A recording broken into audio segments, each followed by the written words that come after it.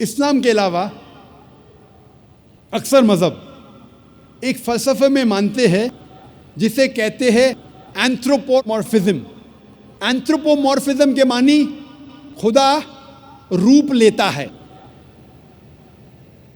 اور اسلام کے علاوہ دیگر مذاہب اکثر یہ مانتے ہیں کہ خدا نے انسان کا ایک بار روپ لیا۔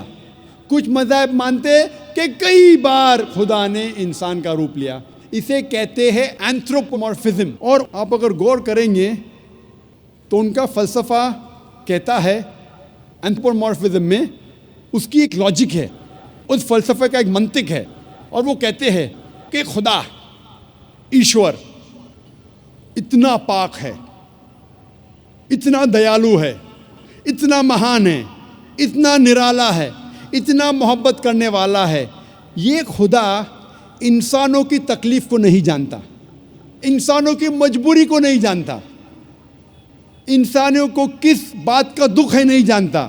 اسی لیے یہ خدا انسان کا روپ لے کے اس دھرتی، اس زمین پہ آیا، جاننے کے لیے انسانوں کو کیا تکلیف ہوتی ہے، انسانوں کی مجبوری کیا ہے، انسانوں کو کس چیز کی تکلیف ہے۔